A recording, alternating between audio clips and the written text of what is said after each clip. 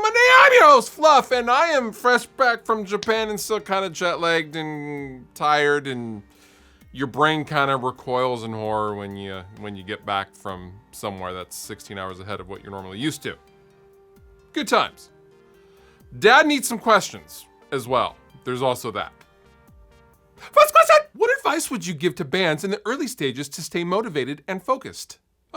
Good question. I would say that a lot of bands are in too much of a hurry to get something out. And what I mean by that is they are in a rush to get music out so people have something to listen to. But in rushing to get their first music out, it's not that great, or it could be better, and it's not as developed.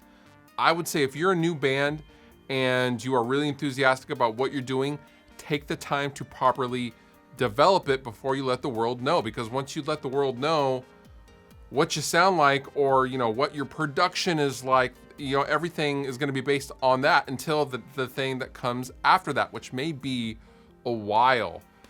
I wish Rest Repose had waited to put out their first EP, even though we woodshedded for 6 months before our EP came out, and we were working on the songs 5 days a week and just refining them and working on them and playing them tighter and tighter and tighter until we had our first show.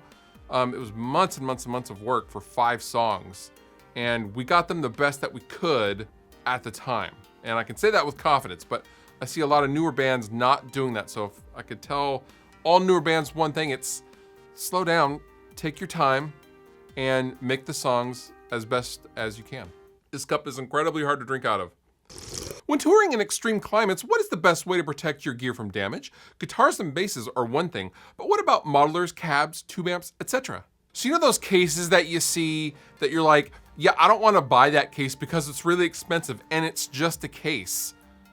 That's where those really nice guitar cases and rolling amp cases come in.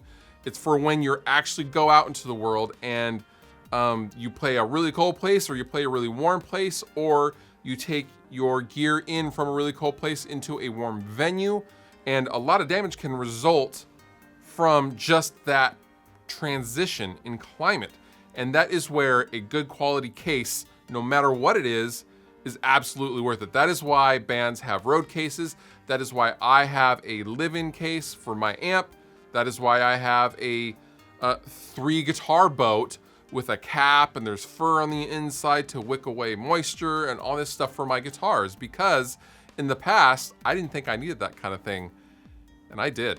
I absolutely did. So when you come in and when you take your guitar out from the cold, it's fine. And then as soon as you bring it into a warm place, it fogs up and moisture condenses on the top and the strings, which rust the strings out, etc., etc. So I would say if you're going to be in a situation where you're changing climates a lot with your instruments and or amps or modelers or gear or whatever, invest in a really, really good case for said gear, because at the end of the day, paying several $100s for a good case to protect something that costs thousands of dollars is a worthwhile investment.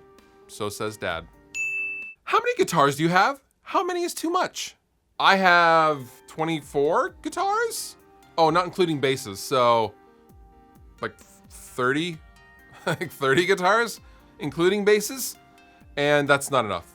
It's never enough. And anyone who tells you that you have enough guitars, you don't need that kind of negativity in your life. Just get rid of them.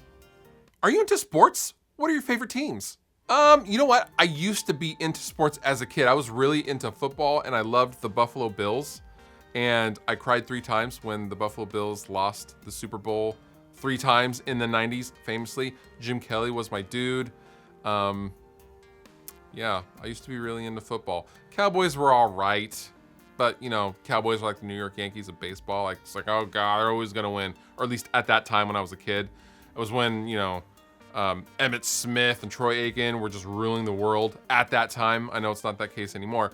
My lady is really into football, and she's a huge Seahawks fan.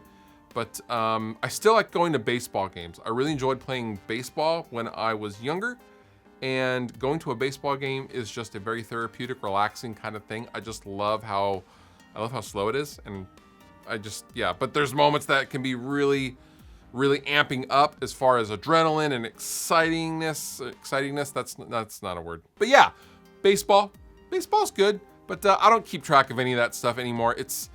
I got too much to do with, this and the band and traveling and that kind of stuff. So no, I don't have time for it, but I will sit and watch a football game here and now. And now Fluff reads a tweet. I was playing with my dog and I managed to fall up the stairs. That hurt.